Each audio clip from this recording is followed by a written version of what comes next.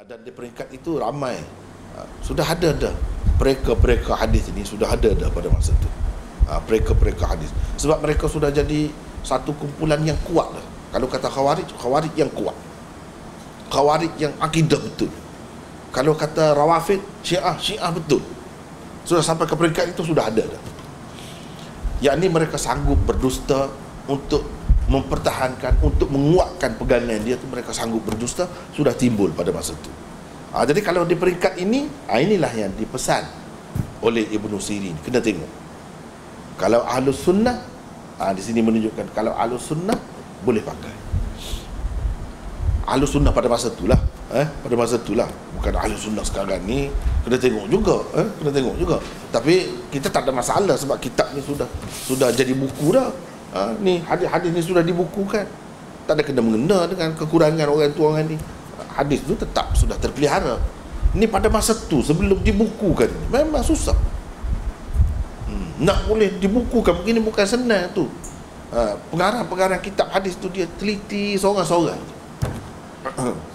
Teliti seorang-seorang. Susah.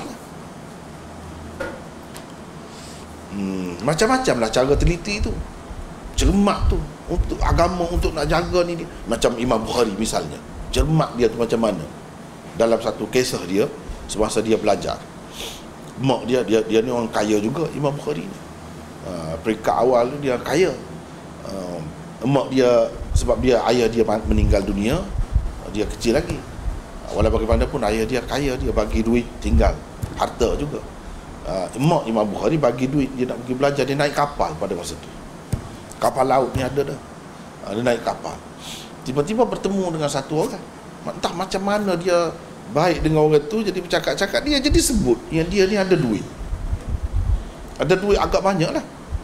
Dan jadi dia tunjuk kepada orang tu. Dia tak tahu orang tu. Lepas tu orang tu, bila dekat nak sampai dekat pelabuhan, nak berhenti, dia berteriak, menjerit-jerit. Dia kata duit dia hilang, siapalah ambil ni, siapa. Sibuk lah. Sibuk. Jadi buat keputusan, ketua dalam kapal itu, kita kata nakhoda atau siapa ke, ketua dia bincang, cari siapa. Sebab dia sebut, boleh kenal ke? Duit kamu dalam bekas macam mana? Dia kenal, dia kata. Dia tahu lah. Lepas tu cek, dia seorang. Imam Bukhari tahu dah. Dia tuju duit dia tu. Sebab dia tengok dah. Bekas dia dompet macam mana, dia tengok. Imam Bukhari pun senyap-senyap, dia buang dalam laut duit itu. Padahal itulah modal dia nak pergi belajar ni, nak guna untuk pergi belajar ni lama ni. Dia buang. Bila dicek semua, periksa semua, tiap-tiap seorang cek, tak ada pun. Jadi semua marahlah kepada orang tu, menyusahkan kita berhenti di sini. Kalau tidak pun kita boleh pergi dah dekat dah nak sampai. Pakat marah. Jadi dia pun heran juga, pergi ke mana duit. Bila begitu, senyaplah. Habis cerita tu, orang tu berkata dengan Imam Bukhari, duit kamu pergi ke mana? Pergi ke mana? Kan ada duit. Imam Bukhari kata dia buang dalam laut. Terkejut dia. Kenapa kamu buang? Ini amanah. Saya ni seorang pelajar hadis. Kalau dengan sebab saya ditangkap tu, orang akan tuduh saya ni pencuri, jadi buruk nama saya. Orang tak akan percaya kepada saya. Jadi saya rela hilang duit macam tu untuk belanja, saya buat untuk menjaga nama baik saya. Sebab saya pelajar hadis. Di situ kita nampak bagaimana dia jaga diri dia tu kan. Nampaklah. Dan bagaimana Imam Bukhari ni, dia tengok ada satu orang tu, dia macam menipu kuda dia, unta dia. Nak panggil kan, macam kita kan tak ada apa dalam tangan ni. Kalau kita nak panggil ayam misalnya, kita buat begitu kan, ayam tu baik. Jadi ini pun dia nak panggil kuda, dia nak panggil dia macam ada sesuatu lah nak bagi. Sebenarnya tak ada.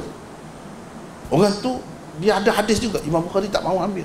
Kalau dia boleh menipu binatang, dia kata boleh jadi dia boleh menipu manusia ni untuk kepentingan dia. Tengok cermat dia tu. Dia tak mahu terima. Macam tu sekali. Jadi bukan senang nak dapat satu-satu hadis tu. Ada dengan seseorang tu kadang-kadang beberapa hadis saja. Kena pergi berjumpa dengan dia nak dapat itu. Lepas tu cek pula dia ni orang macam mana pula. Dia letak setempat dia tengok. Bukan senang. Kemudian nak hafal pula. Kalau macam kita sekarang ni ada kitab dah senang, tapi itu pun tak terhafal juga. Dia susah macam tu pun boleh buat sampai ratus ribu boleh ingat. Yang dhaif, yang maudhu', yang sahih pun ingat. Bukan ingat yang sahih saja. Itulah kesungguhan dia tu untuk jaga hadis. Jadi di situlah mula ditanya. Kalau Ahlus Sunnah, menunjukkan di sini Ahlus Sunnah ni bagi kita yang boleh dipercayai. Zaman itu, kalau kata Ahlus Sunnah, memang sunnah betul.